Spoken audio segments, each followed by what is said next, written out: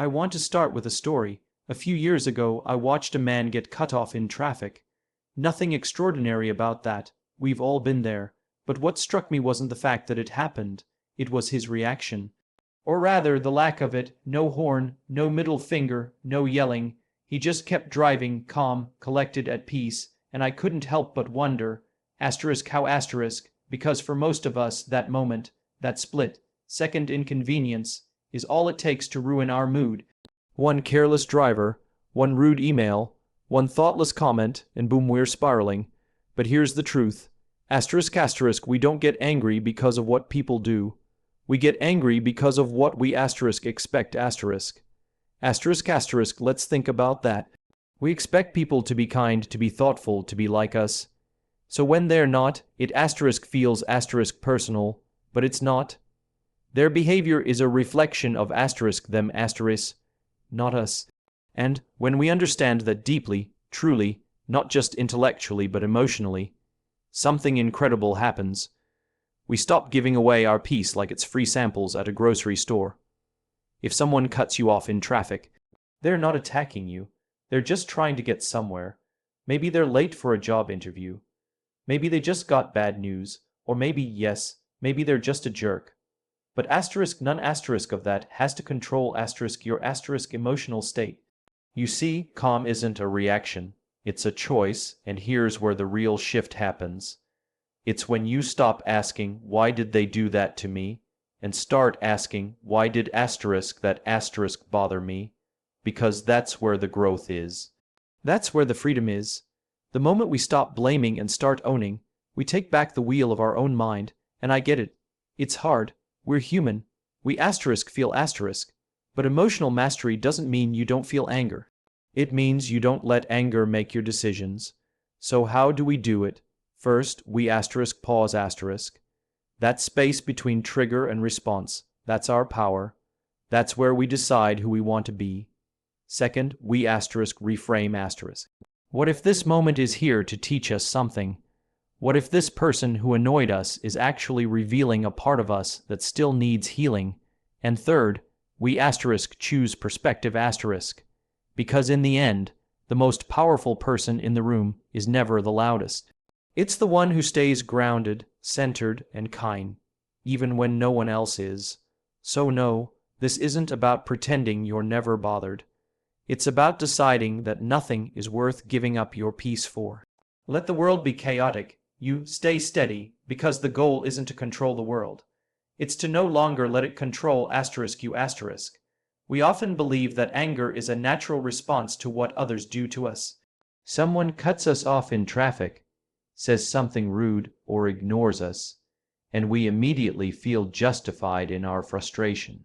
But if we take a closer look, we begin to realize that it's not their action alone that fuels our reaction.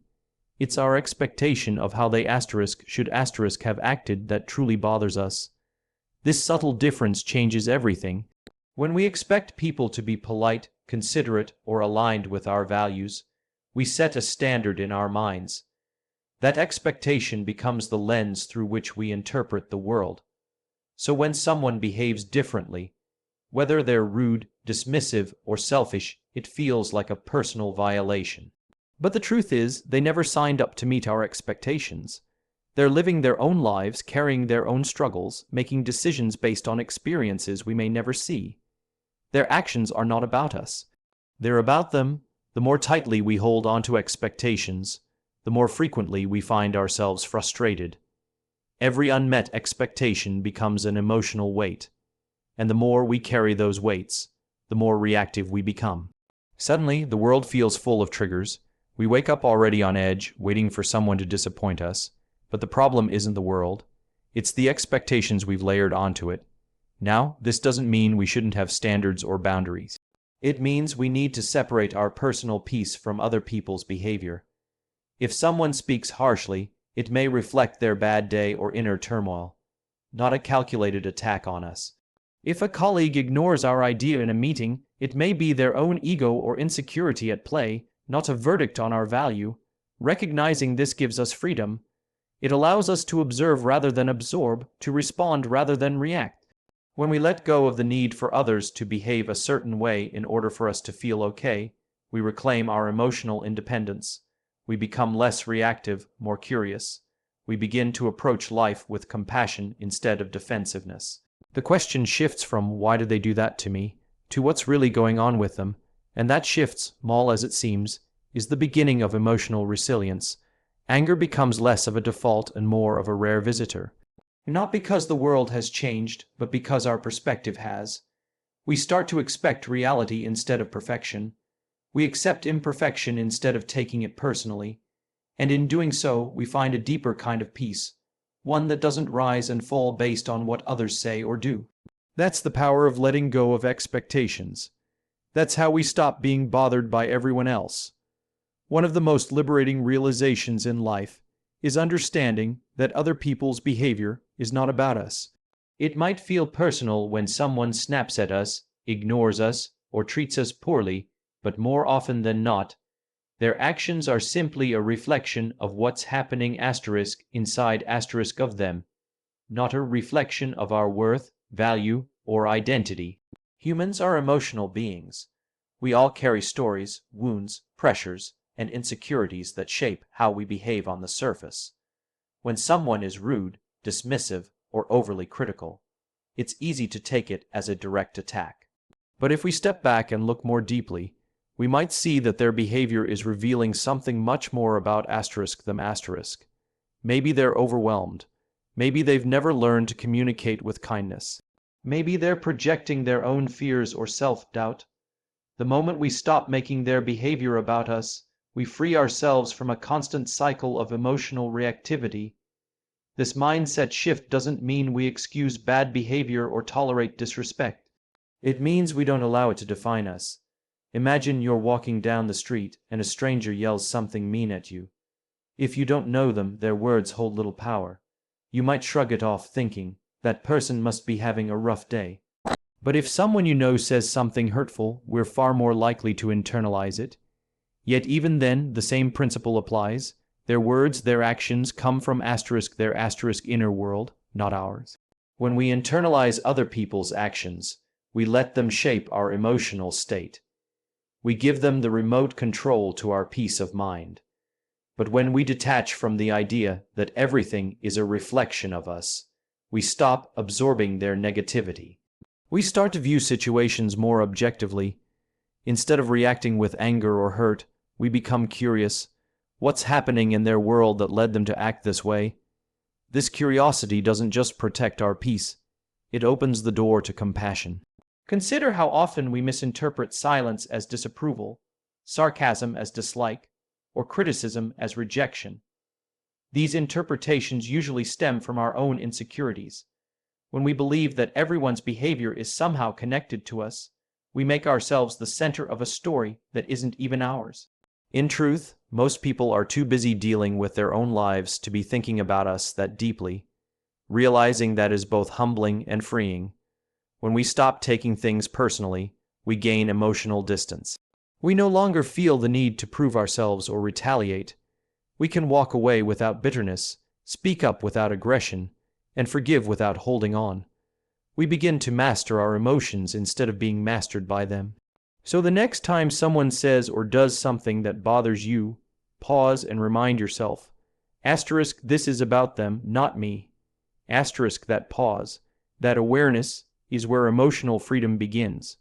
Calm isn't something that just happens to us. It's not a lucky state we stumble into when everything goes our way. It's a conscious decision, a practiced mindset, and a powerful response to a world that often feels loud, unpredictable, and chaotic. While many people believe calm is the result of an easy day or cooperative people, the truth is far more empowering. Calm is a choice we make in the face of stress, not the absence of it. Every day, we're faced with situations that test our patience. Someone is late, a message is misunderstood, a coworker makes a snide remark. In these moments, we tend to believe we have no choice but to react. But that reaction, whether it's frustration, anger, or withdrawal, is not automatic, it's conditioned, and anything that is conditioned can be unconditioned. The ability to stay calm comes from breaking that habit loop and choosing to respond differently. Choosing calm doesn't mean we suppress how we feel.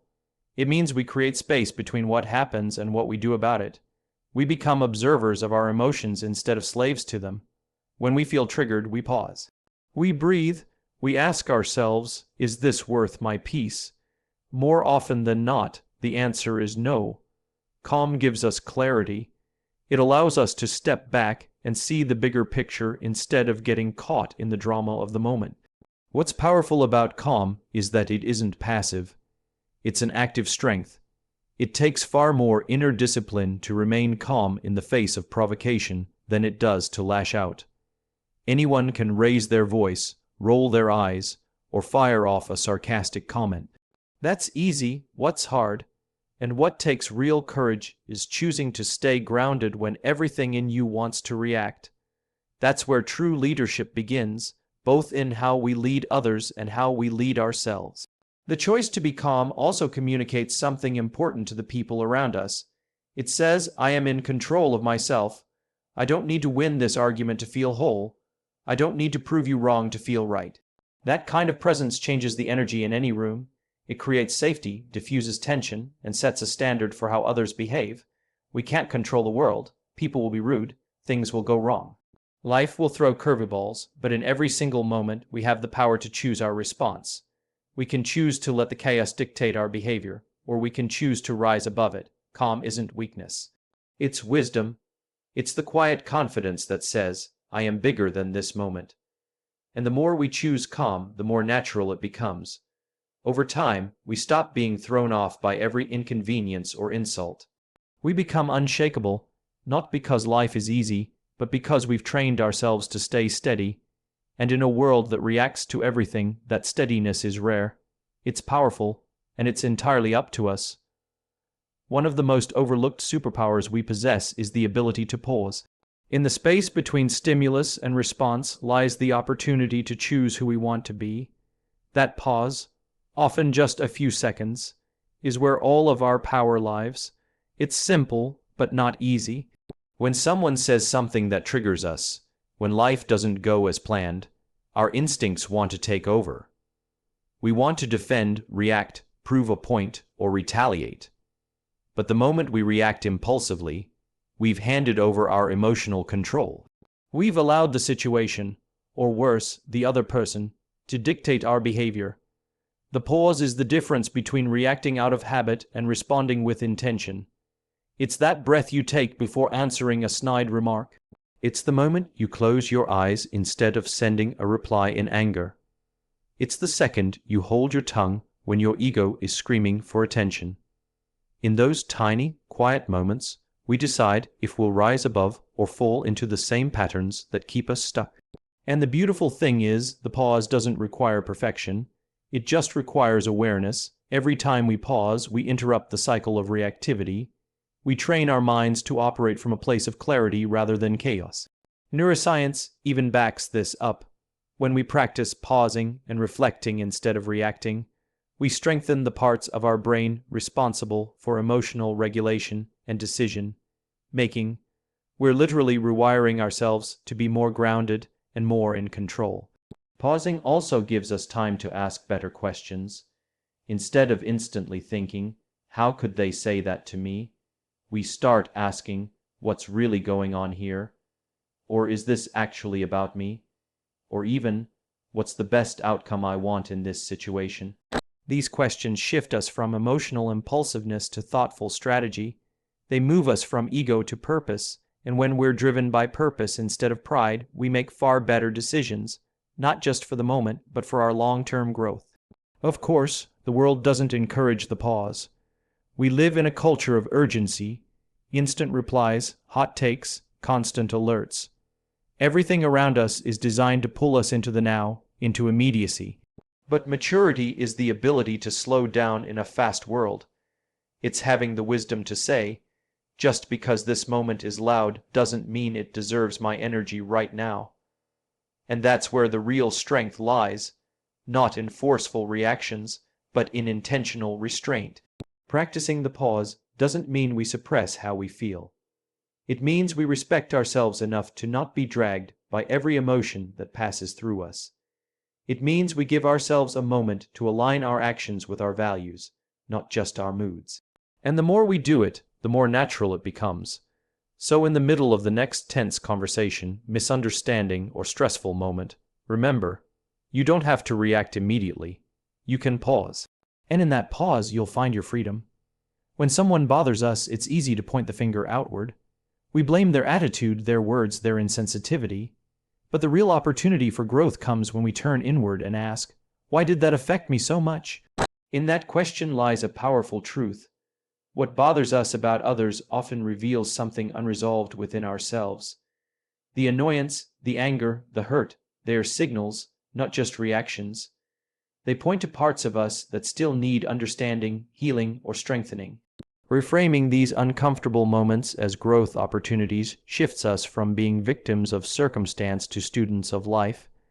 Instead of seeing someone's rudeness as an attack, we can ask what it's teaching us. Maybe it's revealing that we still tie our worth to how others treat us. Maybe it's showing that we haven't set clear boundaries. Maybe it's simply inviting us to practice patience, compassion, or confidence. The point is, there's always something to learn, if we're willing to look beyond the surface. This doesn't mean we excuse bad behavior or allow people to walk all over us.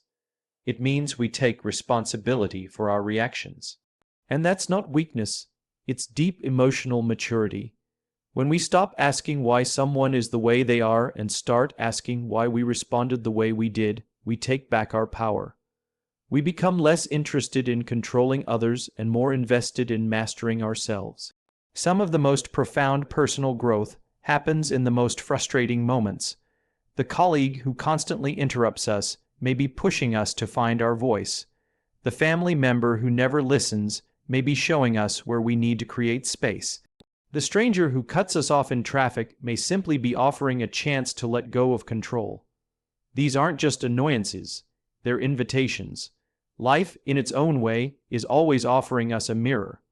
What we see in others often reflects something within ourselves. This mindset requires humility. It means admitting that we don't always have it figured out, that we have buttons because we have bruises. But it also means we're growing. Every time we notice a trigger and choose reflection over reaction, we expand our emotional range. We get a little calmer, a little more confident, a little less shaken by the world around us. And over time, that adds up to real transformation. It's easy to stay stuck in the cycle of blame.